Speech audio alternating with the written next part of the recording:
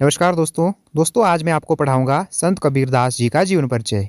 दोस्तों जो कबीरदास जी थे वो थे एक महान संत, एक कवि और एक समाज सुधारक। इन्होंने 15वीं शताब्दी में भारत में जो भक्ति आंदोलन है उसको एक नई दिशा प्रदान की। और कबीरदास जी जाने जाते हैं अपनी क्रांतिकारी सोच और निर्भीक वाणी के लिए। तो दोस्तों सबसे पहले हम बात कर लेते हैं इनकी जन्म की, जो कि हुआ था काशी वाराणसी में सन 1398 ईस्वी में। नीरू और नीमा नामक एक बुनकर दंपत्ति उनका पालन पोषण करते हैं और इसके कारण वह जीवन भर कपड़ा बुनने का काम करते रहे। दोस्तों अब हम जान लेते हैं उनके गुरु के बारे में और उनकी शिक्षा के बारे में। दोस्तों औपचारिक शिक्षा की बात करें तो कबीरदास ने किसी भी प्रकार की औपचारिक शिक्षा ग्रहण नहीं की थी और इसका प्रमाण हमें उनकी बातों को पढ़कर मिलता है, जहाँ पर उन्होंने खुद ही कहा था, मसी कागद छुओ नहीं, कलम गही नहीं हाथ। दोस्तों इसका मतलब होता है कि उन्होंने खुद कहा था कि मैंने कभी कलम या कागज को नहीं छुआ है। और दोस्तों अब हम जान लेते हैं उनके गुरु के बारे में।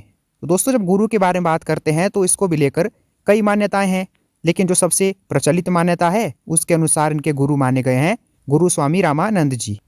दोस्तों अब हम जान लेते हैं इनके दार्शनिक विचार और सिद्धांतों के बारे में। दोस्तों अगर हम भक्ति धारा की बात करें तो जो कबीरदास जी हैं वो है निर्गुण भक्ति धारा के संत।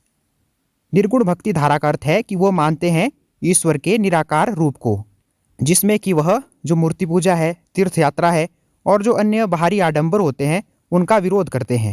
दोस्तों हम जान लेते हैं उनकी प्रमुख रचनाएं क्या है।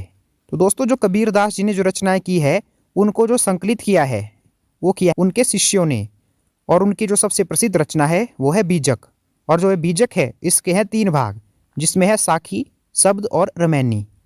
जो दोस्तों साखी है उसमें है सारे के सारे दोहे जो कि ज्ञान और नीति की बातें बताते हैं। और शब्द है वे पद जो कि संगीतात्मक होते हैं। और जो रमैनी है उसमें शामिल है चौपाई और दोहे जो कि जो कबीरदास जी के सिद्धांत हैं उनकी व्याख्या करते हैं। और उनकी भाषा जो है वो है सदुकड़ी, जिसको कि पंचमेल खिचड़ी भी कहा जाता है। और जो इनकी जो ये पंचमेल खिचड़ी भाषा है इसमें अवधी, राजस्थानी, पंजाबी और फारसी के भी कई शब्द मिलते हैं।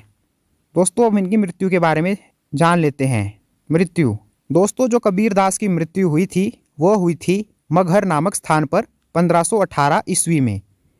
दोस्तों उस समय ऐसी मान्यता थी कि जो मगहर का क्षेत्र है वहाँ पे अगर कोई व्यक्ति मरता है तो उस व्यक्ति को कभी भी स्वर्ग नहीं मिलता। तो इसलिए कबीरदास ने जानबूझकर मगहर को ही अपनी अंतिम यात्रा का स्थान चुना ताकि वह इस अंधविश्वास को तोड़ सके। और इस माध्यम से वो ऐसा संदेश देना चाहते थे कि जो मुक्ति है वो कर्मों से मिलती है, स्थान से नहीं।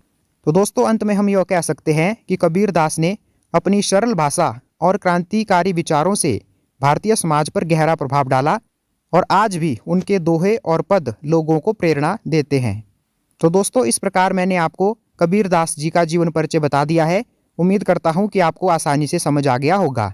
तो दोस्तों अगर आपको हमारी आज की वीडियो अच्छी लगी हो तो आप इसे लाइक कर दीजिए, अपने दोस्तों के साथ शेयर कर दीजिए और हमारे चैनल को सब्सक्राइब कर दीजिए। धन्यवाद दोस्तों।